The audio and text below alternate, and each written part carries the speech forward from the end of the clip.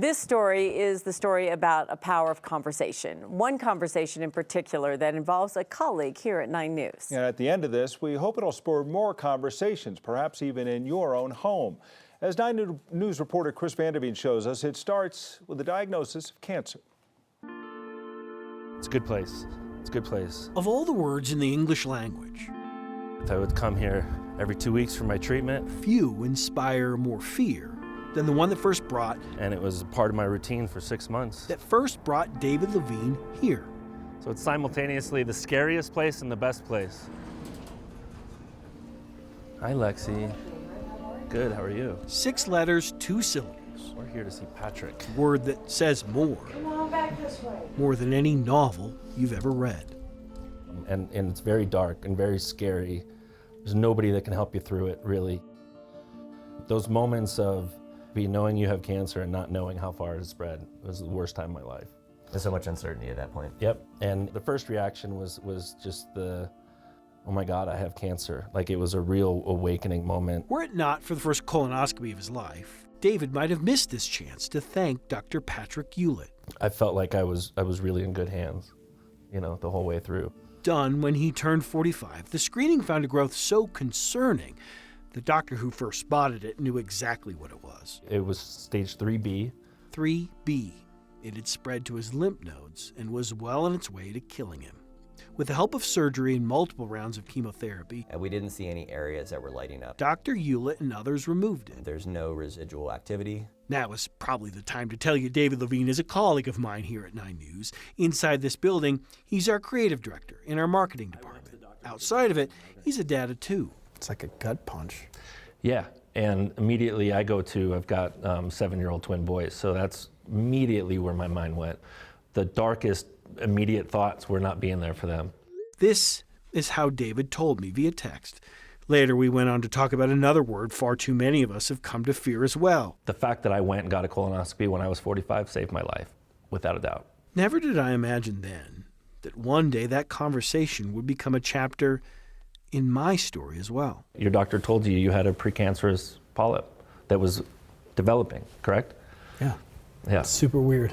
Yeah. As David was undergoing chemotherapy, cells were growing inside my large intestine. I didn't know it. I had 0 symptoms. The only reason I know of it now is that earlier this year, Dr. Jonathan Fishman This over here is a polyp. removed it during my first colonoscopy. How close do you think I was based upon what you've seen? Probably a year or less. I mean, that was a big polyp with high-grade dysplasia. Precancer changes had set in. Was it weird when I told you, like, hey, I think you might have helped save my life? No, it just makes me feel good, and that's the whole reason about talking about it now, because there may be somebody out there who is not going to hear from their doctor, but they may see the story and get pushed over to the edge and do it, right? I remember the doctor saying, when I got out of my colonoscopy, you're really lucky. That's what I got. And it was a conversation that we had that led me there. Yeah. His words, that conversation, I'll never forget. Colonoscopies aren't that bad, and trust me, cancer is far worse. I mean, Chris, I almost died.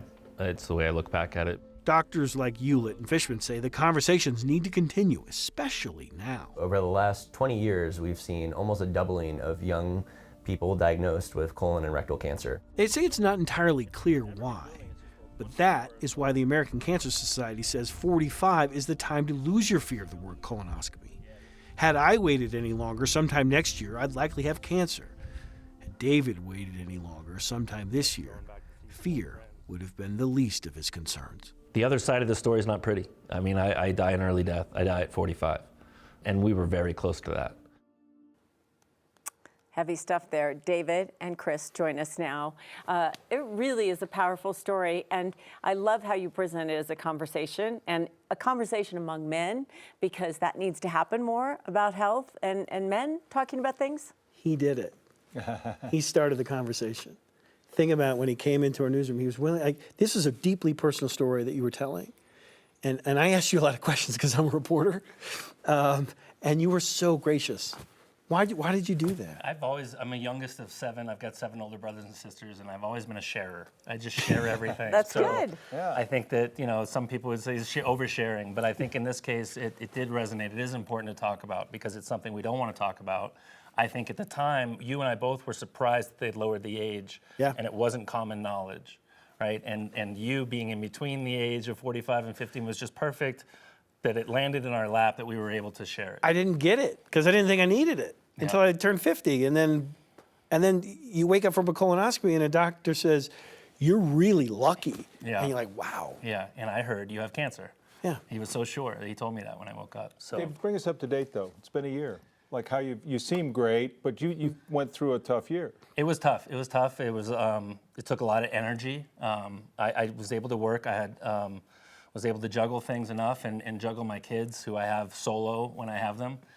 It was exhausting, but it was also a heightened period of being appreciative of the things in life, right? I think that when you come that close to losing everything, you don't complain about the tired days or the things that you're going through, because it's about what you're doing that for. And so it's about the times with your kids and things like that. I stopped, my last treatment was mid-January.